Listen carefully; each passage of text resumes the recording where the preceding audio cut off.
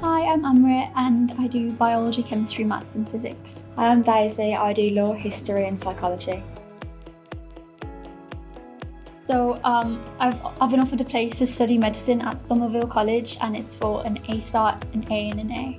I've been offered to study law at University College for the grades of A.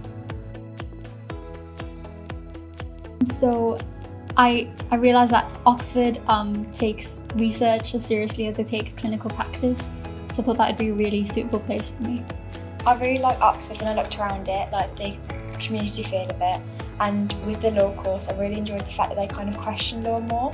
So it wasn't just studying black and white laws, it was more questioning why this is in place, what could be changed about it, and I quite like the idea that you would be questioning it more and thinking more practically. I'd have to say it'd be sending in an early application, because while everyone else can pay attention to their A-levels and studying, like year 13 keeps on going on. So getting the application started and getting your personal statement in time and sitting all the tests, that tends to be a lot, especially at the start of year 13.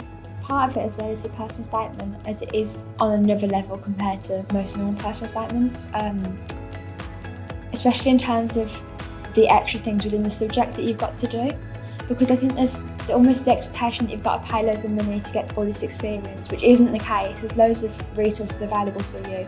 You just have to look into it and find out what you can add to your personal statement.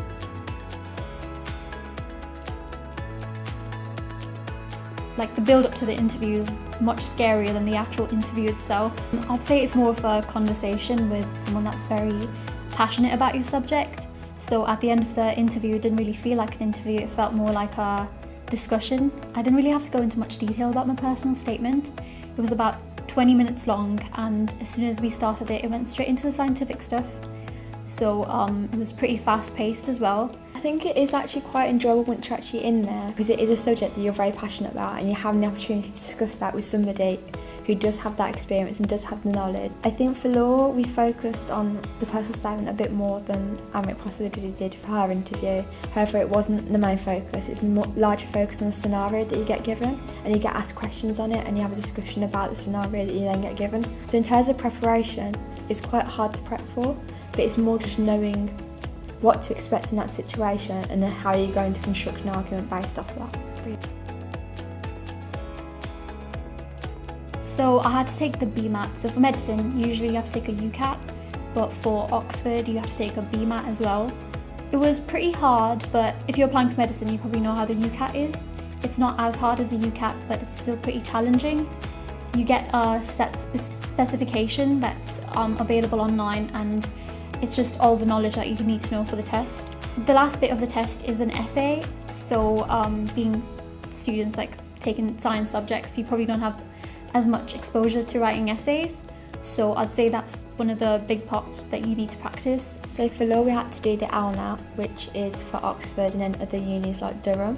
For that there's a multiple choice section, and it isn't about legal topics, it's more about politics, history, science, and then there's also the essay, which is 45 minutes. There's like different topics about like prison reform and things like that, which are available online that you can do practice with. So you won't know any of the questions until you get into the exam. However, it does help to put the practice in, just to kind of give yourself an idea of how much you can write in that time condition, how to construct a balanced argument, that kind of thing. We had the Oxbridge sessions every Wednesday, and it gave me a chance to meet up with the other medical students applying to Oxbridge, and we'd bring in our resources, like our BMAT resources or our interview resources, and we'd be able to ask each other questions and prepare for the tests. Well, having the Stretch and Challenge summer school really helped, because it kind of prompted you to get started on your personal statement. We hadn't really had many coaching sessions about it beforehand, and we needed to get ours started or get them finished over the summer holidays when people hadn't even thought about applying to uni at that point. And also the support of the coaches, because they're checking your personal statements long before people have even started writing theirs. I'll be able to be a clinical academic.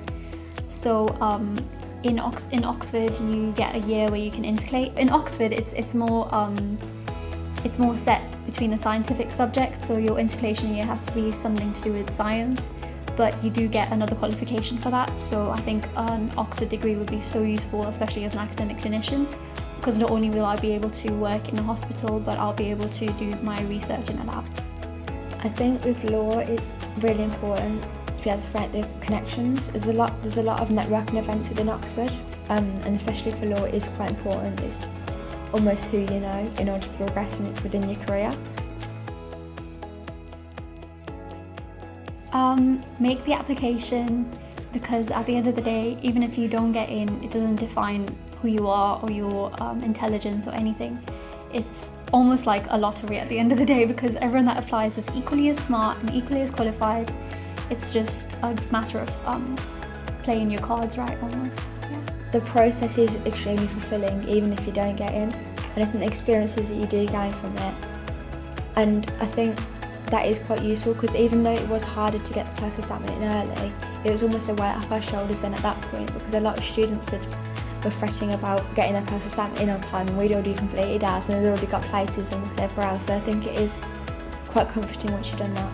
And I think just say go for it. Don't ever think you're not the type of person that would suit there, or people like me don't go to Oxford. Don't think that, just go for it, because if you get in the grades, you're passionate for your subject, then there's nothing stopping you really.